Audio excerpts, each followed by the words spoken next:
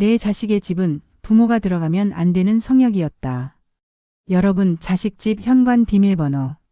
그거 알고 계신가요? 혹시 그 번호가 내 집 드나드는 열쇠라고 착각하고 계시진 않나요? 저도 예전엔 그랬습니다. 자식은 키울 때까지만 내 자식이지. 품 안을 떠나면 남의 남편이고 남의 아빠라는 말. 그저 서운한 소리라고만 생각했습니다. 내 배 아파 낳은 자식인데 그 집 문턱 넘는 게 뭐 그리 대수겠냐 싶었죠. 하지만 이번에 알았습니다. 그 번호는 환영의 메시지가 아니라 타인은 절대 침범해서는 안 되는 성역의 암호였다는 것을요. 세상에서 가장 조심스럽고 불편한 호텔이 바로 내 자식의 집이라는 사실을 아십니까? 죽어서 들어갈 관속이 이보다 더 답답할까요? 거실로 나가는 발소리가 들릴 까봐 까치발을 하고 화장실 물 내리는 소리가 미안해서 밤새 소변을 참았습니다. 화장실 물 내리는 소리조차 죄스러워 숨을 죽여야 했던 그 일주일. 며느리의 차가운 구두 소리에 심장이 오그라들고 내가 뱉은 숨결조차 그 집의 공기를 더럽히는 것 같아 질식할 것 같은 그 기분. 제가 아들 집에서 불청객이 되어가는 과정은 길지 않았습니다. 환영받지 못한 손님이 되어버린 늙은 부모의 비참한 일주일. 특히 그 비좁은 집안에서 여자들만이 느낄 수 있는 그 서늘하고도 예리한 눈칫밥의 맛을 느껴본 적 있나요? 효도라는 이름으로 포장된 부모 유기가 얼마나 서늘한지 제가 겪은 그 지독한 일주일의 기록을 들려드리려 합니다. 제가 겪은 이 모멸감. 언제든 누구나의 미래가 될 수 있습니다. 본격적으로 이야기 시작 전 좋아요와 구독 부탁드립니다. 감사합니다. 사고는 늘 예고 없이 찾아옵니다. 그날은 유독 비가 쏟아지던 날이었습니다. 낡은 아파트 천장에서 툭툭 기분 나쁜 소리가 들리더니 이내 시커먼 오물이 폭포수처럼 거실로 쏟아져 내렸습니다. 평생을 일궈온 아파트 천장에서 오물이 터져 나오던 그날, 제 노년의 평화도 함께 무너졌습니다. 갑작스러운 누수 사고였습니다. 윗집 세탁기 호스가 터졌다는데 우리 집 거실 천장에서 폭포수가 쏟아지더군요. 도저히 사람이 머물 수 없는 상태라 공사를 해야 했고 꼼짝없이 일주일은 집을 비워야 했습니다. 윗집 배관이 박살나 거실이 쑥대밭이 된 그 상황에 넛을 놓고 있을 때 아들에게 전화가 왔습니다. 엄마, 아빠. 호텔은 무슨 호텔이에요? 우리 집으로 오세요. 전화기 너머 아들의 목소리는 씩씩했습니다. 그 곁에서 우리 영감은 벌써 신이 났더군요. 거봐라, 자식 키워놓으니 이럴 때 좋네. 호텔비 굳었으니까 그 돈으로 우리 손주들 맛있는 거나 사주자. 영감은 눈치도 없이 벌써 짐 가방을 챙기고 있었지만 저는 마음 한구석이 찝찝했습니다. 며느리한테 물어는 본 건지 맞벌이하는 애들 집에 늙은 부모가 들이닥치는 게 얼마나 큰 짐일지 뻔히 보였거든요. 아니나 다를까 커다란 짐 가방 2개를 들고 도착한 아들의 아파트 현관문이 열렸을 때 저를 맞이한 건 며느리의 굳어있는 어깨였습니다. 어머님, 아버님, 오셨어요? 짐이 좀 많으시네요. 입으로는 웃고 있었지만 며느리의 눈동자는 갈 곳을 잃고 흔들리고 있었습니다. 거실 바닥은 모델하우스처럼 매끄러웠고 집안에선 향긋한 방향제 냄새가 났죠. 그 완벽한 공간에 우리 영감의 흙 묻은 등산화와 제가 바리바리 싸온 김치 냄새 풀풀 나는 보따리가 놓이는 순간 저는 직감했습니다. 아, 우리가 오지 말아야 할 곳을 왔구나. 아들의 씩씩한 목소리에 속아 짐을 싼 게 화근이었습니다. 현관문이 열리고 며느리와 눈이 마주친 순간 저는 직감했습니다. 며느리의 눈은 환영이 아니라 침범당한 자의 공포로 가득 차 있었다는 걸요. 은은한 향수 냄새가 흐르는 며느리의 집 안으로 제 낡은 짐보따리가 놓이는 순간 분위기는 순식간에 얼어붙었습니다. 그런데 눈치라곤 태어날 때부터 없던 우리 집 영감은 거실 소파에 털썩 주저앉으며 기어이 폭탄을 던지더군요. 야, 집이 왜 이렇게 좁아? 그리고 이 향수 냄새는 뭐야? 머리 아파 죽겠네. 환기 좀 시켜라. 며느리의 입꼬리가 파르르 떨리는 게 보였습니다. 저는 영감의 옆구리를 찔러댔지만 이 인간은 멈출 줄을 몰랐죠. 며느리의 얼굴에는 당황을 넘어선 피로가 짙게 깔리고 있었습니다. 그날 저녁 며느리가 퇴근 후 지친 몸으로 차려낸 식탁 위에는 살얼음이 꼈습니다. 며느리는 조용히 반찬을 내려놓았고 아들은 눈치 없이 우리 와이프 요리 잘하지? 라며 너스레를 떨었죠. 그때였습니다. 국 한 술을 뜬 영감이 숟가락을 탁 내려놓으며 뱉은 한마디. 야, 너 국에 뭘 넣었냐? 짜서 먹을 수가 없네. 요즘 젊은 애들은 정성이 부족해서 그런가. 국물 맛이 왜 이리 가볍냐? 식탁 위로 무거운 정적이 흘렀습니다. 며느리의 손마디가 하얗게 질릴 정도로 수저를 꽉 쥐는 게 보였습니다. 저는 가슴이 철렁 내려앉아 아니야, 난 딱 좋은데 왜 그래? 하며 남편의 국그릇을 뺏으려 했지만 영감은 막무가내였습니다. 짜면 짜다고 말을 해줘야 배우지. 물 좀 더 부어와라. 식탁에 앉은 모두의 숨소리가 들릴 만큼 무거운 정적이 흘렀습니다.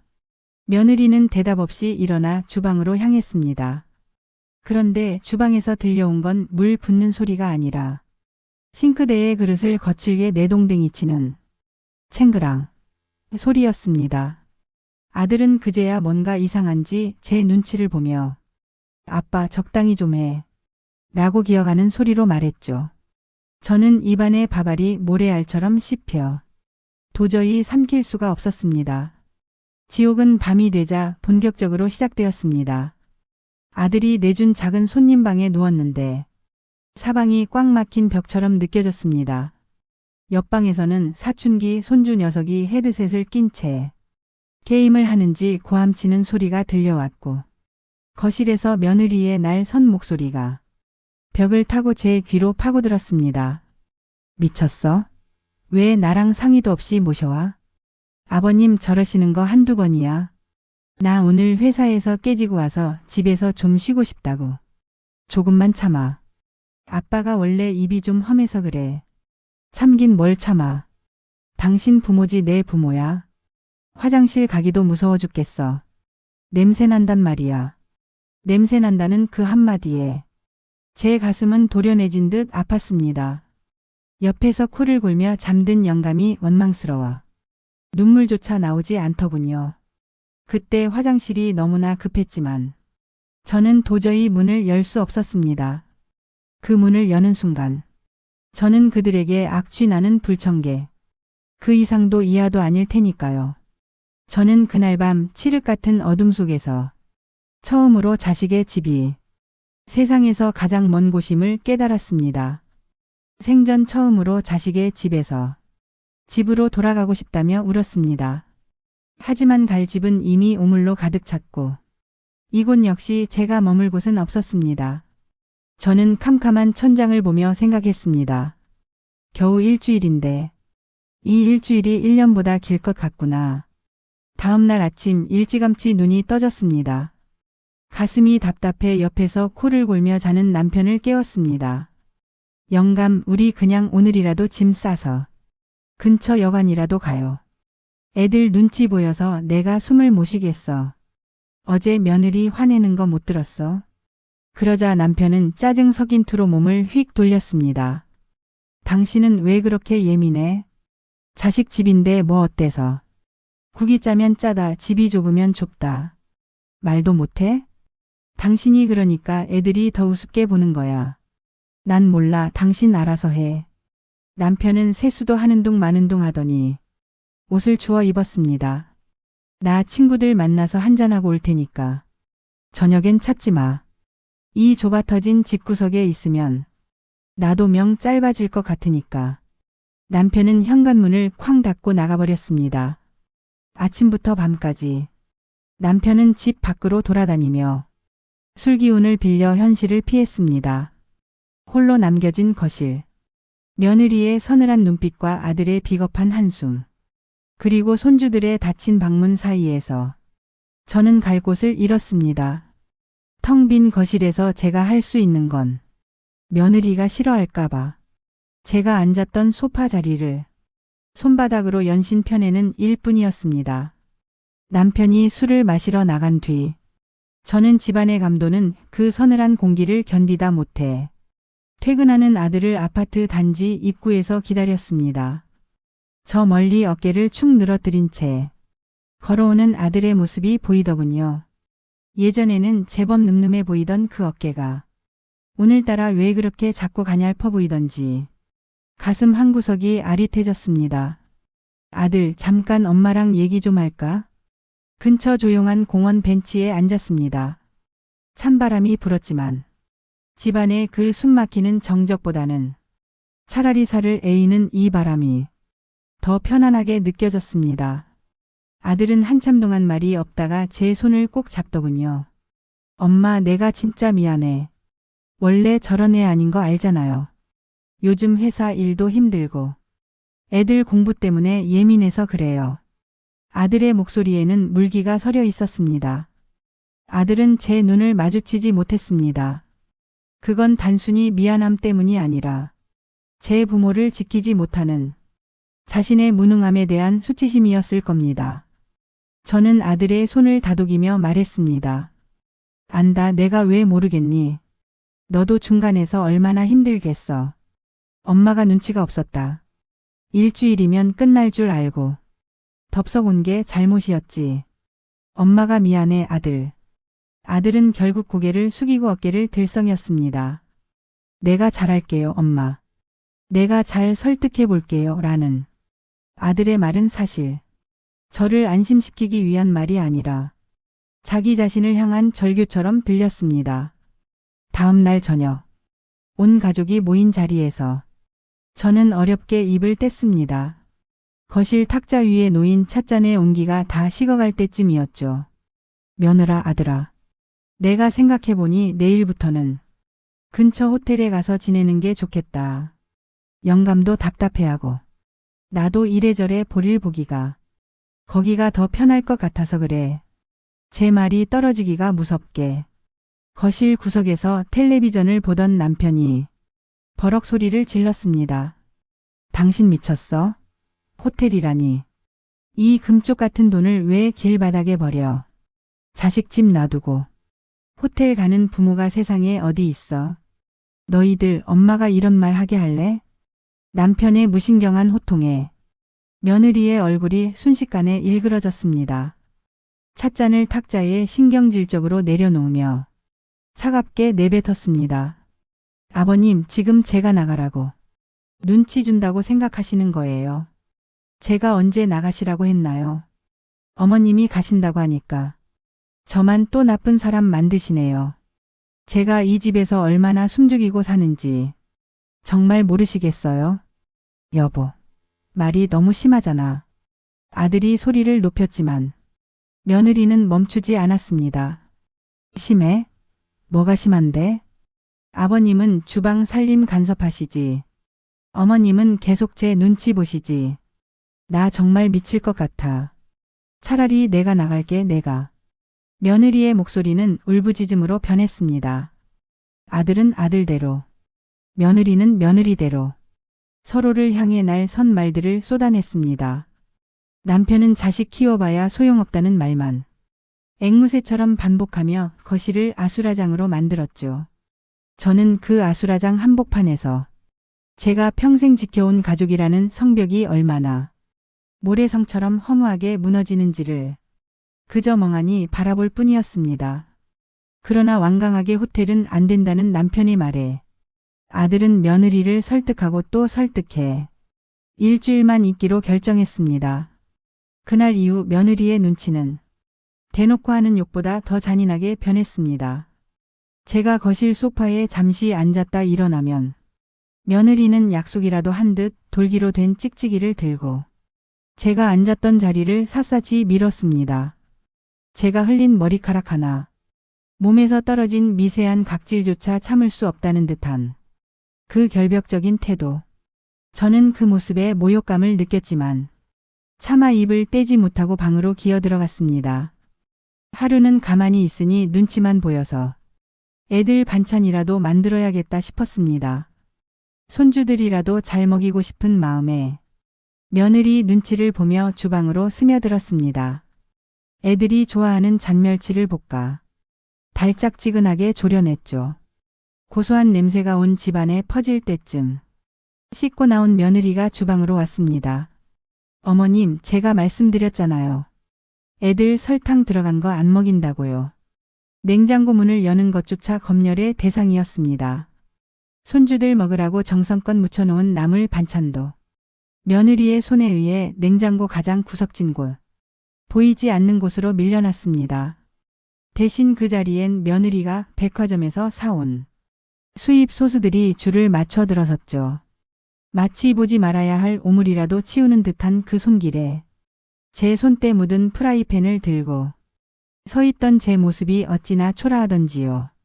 어머님, 애들 먹는 건 제가 영양 성분 따져서 주니까 그냥 두세요. 주방 살림 섞이면 저만 힘들어져요. 화내지도 소리 지르지도 않는 그 차분한 말투가 오히려 제 가슴을 더 깊게 찔렀습니다. 제가 이 집의 안주인이 아니라 그저 공기 중에 석여서는 안 될 불순물이 된 것 같았죠. 하루는 사춘기라 방에서 나오지도 않는 손주 녀석들이 보고 싶어 잘 익은 사과를 깎아 접시에 담았습니다. 방문을 두드리려는데 며느리가 제 손을 가로막았습니다. 어머님, 애들 지금 학원 숙제 중이라 예민해요. 과일은 제가 나중에 줄게요. 어머님 드시려고 깎으신 거면 아버님이랑 방에 들어가서 드세요. 거실에 흘리면 개미 생겨서 제가 힘들거든요. 며느리는 제 손에 들린 과일 접시를 빼서 다시 주방 카운터에 올려두었습니다. 제 배 아파 낳은 아들의 자식들인데 사과 한쪽 전해주지 못하는 외부인이 된 기분. 저는 그저 그래 그러자꾸나라는 힘없는 대답밖에는 할 수 있는 게 없었습니다. 지옥 같은 하루들이 지나고 아침이 밝았습니다. 매일 뜬 눈으로 밤을 지새우고 맞이한 아침은 전날보다 더 무거웠습니다. 며느리는 인사도 없이 출근해버렸고 식탁 위엔 먹다 남은 식은 빵 몇 조각만 덩그러니 놓여있더군요. 영감은 그 와중에도 국물 없냐 타령을 해댔지만 제 귀엔 오직 공사업체의 전화 소리만 간절히 기다렸습니다. 제발 오늘이면 끝난다고 해주길. 비참한 기도를 올리면서요. 하지만 운명은 늘 얄궂게만 흘러갑니다. 공사 현장에서 연락이 왔습니다. 누수가 생각보다 심각해. 곰팡이가 벽 안쪽까지 다 퍼졌다고. 최소 일주일은 더 걸린다는 청천벽력 같은 소식이었죠. 곰팡이가 콘크리트 깊숙이 파고들어 싹 뜯어내지 않으면 나중에 병난다는 소장의 말은 마치 사형 선고처럼 들렸습니다. 그 소식을 전하는 아들의 입술이 사시나무 떨듯 떨리는 걸 보며 제 가슴도 함께 무너졌습니다. 엄마, 공사가 일주일 더 걸린대요. 어떡하죠? 애엄마 어제 한숨도 못 잤다고 난리인데 아들은 제 눈을 피했습니다. 그 미안해하는 눈빛이 오히려 제 가슴에 대못을 박더군요. 그날 저녁 퇴근한 며느리가 현관에 들어서자마자 집안엔 폭풍 전야의 정적이 흘렀습니다. 아들이 어렵게 입을 뗐습니다. 여보, 그게 공사가 좀 길어진대. 일주일 정도 더 계셔야 할 것 같아. 며느리는 가방을 내려놓지도 않은 채 그대로 멈춰 섰습니다. 그러더니 헛웃음을 터뜨리더군요. 그 웃음소리가 어찌나 서늘한지 6월의 더위가 싹 가실 정도였습니다. 아들의 목소리는 힘없이 바닥으로 꺼졌습니다.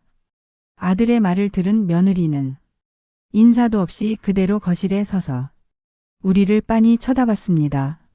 아니, 우리를 보았다기보다 우리 뒤에 놓인 그 지긋지긋한 진보다리들을 노려보는 것 같았습니다. 그 순간의 거실 풍경을 저는 평생 잊지 못할 겁니다. 텔레비전에서는 아무 소리 없이 예능 프로그램의 자막만 번쩍거리고 있었고 주방에서는 아까 끓여둔 보리차김이 맥없이 올라오고 있었죠. 며느리는 대답 대신 외투만 벗어 소파에 툭 던졌습니다. 그리고는 욕실로 들어가 문을 닫아버렸습니다. 쾅 소리도 내지 않았습니다. 오히려 그 조용하고 묵직하게 닫히는 문소리가 제발 좀 나가달라는 아우성보다 더 날카롭게 제 가슴을 찔렀습니다. 저는 소파 끝에 간신히 엉덩이를 걸친 채 아무 잘못도 없는 제 손가락만 만지작거렸습니다. 거실의 시계 초침 소리가 왜 그렇게 크게 들리던지 마치 제 심장을 깎아내는 소리 같았습니다. 사건은 그날 밤 터졌습니다. 밤 11시가 넘은 시각. 타들어가는 목을 축이려 방문을 살짝 열었습니다. 거실 불은 꺼져 있었지만 아들 내외의 안방 문틈으로 날 선 대화 소리가 새어나오고 있었습니다. 참는 것도 한계가 있어. 나 오늘 퇴근하고 샤워하려는데 화장실에 아버님 머리카락 붙어 있는 거 보고 소름 돋았어. 나 내 집에서 왜 이렇게 스트레스 받아야 해? 당신 부모님 모셔온 거 당신이잖아. 왜 그 뒷감당은 내가 다 해야 하는데? 내가 당신 부모 수발 들려고 결혼했어. 내가 이 집에서 가사도우미야. 며느리의 목소리는 울먹임과 분노로 뒤섞여 있었습니다. 아들은 한숨을 내쉬며 나라고 편하겠냐? 라고 되물었습니다. 그 비수 같은 말이 제 가슴을 뚫고 지나갔습니다. 내 자식에게조차 나는 이제 불편한 짐일 뿐이었습니다. 아들은 한숨을 내쉬며 대답하더군요. 그래도 부모님이신데 어떻게 길바닥으로 내모냐. 나라고 편하겠어? 아들의 그 말. 그건 저를 보호하는 말이 아니라 저를 함께 견뎌야 할 고통으로 분류하는 확인 사살이었습니다. 저는 정수기 근처에도 가지 못한 채 마른 침만 삼키며 어둠 속에서 방으로 돌아왔습니다. 칠흑 같은 어둠 속에서 침대에 머리맡을 더듬으며 저는 제가 이 집의 유령이 된 것 같다는 생각을 했습니다. 다음 날 아침 며느리는 출근 가방이 아닌 여행용 캐리어를 끌고 나왔습니다. 나 친정 좀 갔다 올게. 엄마가 갑자기 편찮으시다고 해서 공사 끝날 때까지 거기 있을 거니까 당신이 알아서 해. 핑계라는 걸 우리 모두가 알았습니다. 현관문이 부서져라 닫히는 소리와 함께 며느리가 떠났습니다. 며느리가 아이들을 데리고 친정으로 떠난 집안은 마치 정전이 된 것처럼 모든 생기가 꺼져버렸습니다. 저는 무거운 몸을 이끌고 다시 짐을 싸기 시작했습니다. 일주일 전 손주들 줄 생각에 들떠 정성껏 쌌던 그 보따리들을 이제는 치워야 할 쓰레기처럼 다시 가방에 쑤셔 넣었죠. 영감은 그제야 상황 파악이 됐는지 뭐 저런 게 다 있냐 며 고함을 쳤지만 아들은 머리를 쥐어뜯으며 주저앉았습니다. 며느리가 떠난 뒤 집안에는 시체 같은 정적이 흘렀습니다. 아들은 헝클어진 머리를 쥐어뜯으며 제 눈치를 살폈습니다. 그 모습이 어찌나 비겁하고 가련하던지요. 아들은 제 손에 종이 한 장을 내밀었습니다. 엄마, 여기 집 근처 비즈니스 호텔인데 공기청정기도 있고 조식도 잘 나온대요. 나도 너무 힘들어서 그래. 중간에서 죽을 맛이야. 엄마 아빠 거기 계시는 게 속 편하지 않겠어요? 아들의 목소리는 떨리고 있었지만 그건 분명한 추방이었습니다. 효도하겠다던 그 늠름한 아들은 온데간데없고 마누라 등살에 못 이겨 제 부모를 길바닥으로 내모는 한심한 남자만 서 있었습니다. 방 안에서 이 광경을 보던 남편이 기어이 폭발했습니다. 야, 이놈아, 너는 애비애미가 쫓겨나가는데 입이 없어, 손이 없어?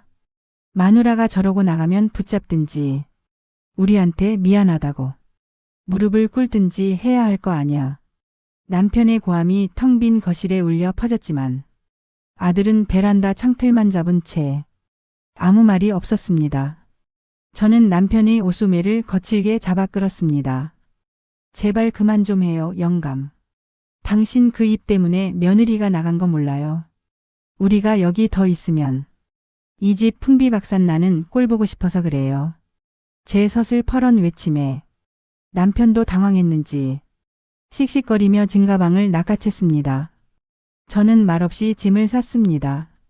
며느리 눈치 보느라 풀어보지도 못했던 옷가지들을 다시 가방에 쑤셔 넣는데 눈물이 자꾸 가방 속으로 떨어졌습니다. 옆에서 끝까지 자식 키워봐야 소용없다고 고함치는 영감의 입을 틀어막고 싶었습니다. 그 시끄러운 입 때문에 우리가 이곳에서 쫓겨나는 거라는 걸 이 인간은 죽어도 모를 테니까요. 저는 남편의 옷소매를 잡아 끌었습니다. 이곳에서 1분 1초라도 더 머무는 것이 제 인생의 마지막 자존심마저 갈기갈기 찢기는 일이라는 걸 알았기 때문입니다. 아들은 끝내 현관까지 나오지 못했습니다. 아니, 나오지 않은 게 아니라 미안함과 수치심에 발이 묶여버린 거겠죠. 저는 현관을 나서며 아들에게 마지막 한마디를 남겼습니다. 아들, 호텔 가서 연락할게. 며느리한테는 엄마가 미안하다고 전해라. 그리고 멸치볶음 그거 그냥 네가 먹어라. 버리지 말고. 밤 10시 아들이 불러준 택시를 타고 아파트 단지를 빠져나갈 때 백미러로 멀어지는 화려한 조명에 아파트 단지를 보았습니다. 그 수많은 불빛 중에 내가 낳은 자식의 집에 왜 늙은 애미가 쉴 자리 하나는 없는 건지 택시 안에서 저는 창밖을 보며 조용히 입술을 깨물었습니다. 흐릿해지는 시야 너머로 자식에게 짐이 되지 않는 것이 노년의 미덕이라는 그 잔인한 말이 자꾸만 귓가를 맴돌았습니다. 저는 그날 비로소 깨달았습니다. 늙은 부모에게 자식의 집은 천국이 아니라 가장 잔인하게 자존감을 갉아먹는 유배지였다는 사실을요. 저는 그날 제 자식의 집 현관 비밀번호를 영영 잊어버리기로 했습니다. 다시는 그 번호를 누를 일이 없을 것 같다는 슬픈 예감과 함께 말이죠.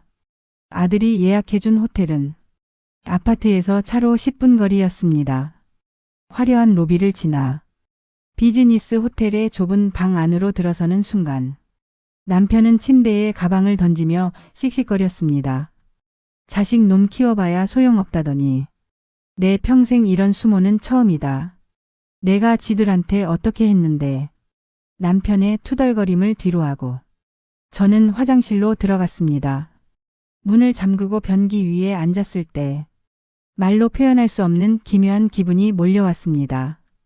며칠 동안 그 집에서 화장실 문을 열 때마다 느꼈던 그 공포에 가까운 눈치, 변기물을 내릴 때 소리가 날까봐 뚜껑을 덮고 숨을 죽였던 그 비참함이 이 좁은 호텔 방 안에서는 아무런 문제가 되지 않았습니다. 호텔 방에 짐을 풀고 침대에 걸터 앉았습니다. 적막한 방 안. 영감은 침대에 눕자마자 코를 골며 자더군요. 저는 그제야 참았던 화장실로 향했습니다. 아무도 눈치 주지 않는 곳에서 물을 내리는데 그 소리가 왜 그렇게 통곡 소리처럼 들리던지요. 며칠 만에 처음으로 등을 기대고 앉아 길게 숨을 내뱉었습니다. 아, 이제야 살 것 같다. 내 자식의 집보다 하룻밤 돈을 주고 빌린 이 낯선 방이 더 편하다는 사실이 제 노년을 통째로 부정하는 것 같아 눈물이 쏟아졌습니다. 아들이 준 용돈, 며느리가 차려준 밥상보다 더 간절했던 건 그저 마음 편히 숨 쉴 수 있는 내 공간이었다는 것을 저는 60이 넘어서야 호텔 방 화장실에서 깨달았습니다. 호텔 침대에 누워 창밖을 보았습니다. 저 멀리 아들이 사는 아파트 단지의 불빛이 점처럼 빛나고 있더군요. 그 수많은 불빛 중에 제가 쉴 수 있는 곳은 단 한 평도 없었습니다. 자식은 키울 때까지만 내 자식이라는 말. 그 말이 예전에는 참 야박하게만 들렸는데 이제는 그게 인생의 순리라는 걸 압니다. 내가 그들의 성역을 침범한 불청객이었음을. 그리고 이제는 보고 싶어도 참아야 하고 가고 싶어도 물어봐야 하는 손님이 되어야 함을 인정하기로 했습니다. 영감, 이제 우리 공사 끝나면 다시는 애들 집에 자고 온단 소리 하지 마요. 그냥 밖에서 밥 한 끼 먹고 손주들 얼굴 잠깐 보고 오는 게 서로 좋은 거요. 코를 골며 잠든 남편의 등을 보며 혼잣말을 삼켰습니다. 다음 날 아침 아들에게서 엄마 잘 잤어요? 라는 짧은 문자가 왔습니다. 저는 한참을 망설이다 답장을 보냈습니다. 응, 엄마 호텔 조식 맛있게 먹었다. 여기 너무 편하네. 걱정 마라. 거짓말이었습니다. 편하기는커녕 가슴이 뻥 뚫린 듯 시렸지만 이것이 제가 아들을 위해 그리고 저 자신을 위해 할 수 있는 마지막 배려였습니다. 호텔 방의 커튼 사이로 아침 해가 밝았습니다. 하지만 저는 침대에서 일어나고 싶지 않았습니다. 어제 아들이 보내준 호텔 조식 쿠폰이 핸드폰 화면에 떠 있었지만 목구멍에 모래알이 얹힌 듯 아무것도 삼킬 수가 없었죠. 문득 핸드폰의 메모장을 열어보았습니다. 우리 아들 집 현관 비밀번호 0524. 손주 녀석 생일로 설정된 그 4자리 숫자. 그 번호를 처음 건네받았을 때 저는 세상을 다 얻은 기분이었습니다. 내 자식이 나를 거부하지 않는다는 증거 같았고 언제든 내가 원할 때 들어갈 수 있는 내 편이라고 믿었으니까요. 하지만 그 번호를 누르고 들어간 성소에서 저는 냄새나는 불청객이었고 며느리의 평화를 깨뜨리는 침입자였으며 아들을 비겁한 죄인으로 만드는 짐덩이였습니다. 저는 떨리는 손가락으로 그 번호를 지워버렸습니다.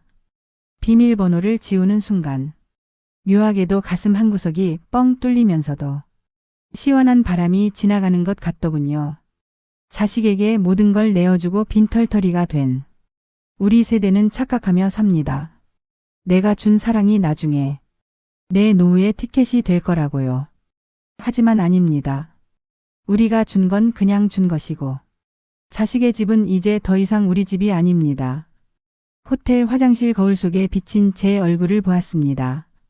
며느리 눈치 보느라 며칠 새 폭삭 늙어버린 노파가 서 있더군요. 공사가 끝났다는 연락이 왔지만 저는 아들에게 데리러 오지 말라고 했습니다. 낡고 곰팡이 냄새 좀 나면 어떻습니까? 남의 집 대궐 같은 거실보다 내 마음 편히 다리 뻗고 소변 볼 수 있는 내 집이 천국인 것을요. 저는 이제 아들 집 비밀번호를 모릅니다. 아니, 알아도 누르지 않을 겁니다. 보고 싶으면 밖에서 만나고 맛있는 게 있으면 택배로 보내면 그만입니다. 그것이 제가 아들을 잃지 않고 저 자신을 지키는 마지막 품이라는 걸 이제야 깨달았으니까요. 여러분, 혹시 지금 자식 집의 비밀번호를 누르려 하시나요? 그 전에 한 번만 생각해 보세요. 그 번호를 누르기 전에 당신의 자존감이 그 문턱을 넘을 준비가 되었는지 한 번만 더 물어보십시오. 그 문 뒤에 기다리는 것이 환영인지 아니면 당신이 감당해야 할 서늘한 외면인지 말입니다. 사랑하기 때문에 멀어져야 하는 것. 그것이 어쩌면 우리 노년이 배워야 할 가장 어려운 숙제일지도 모르겠습니다.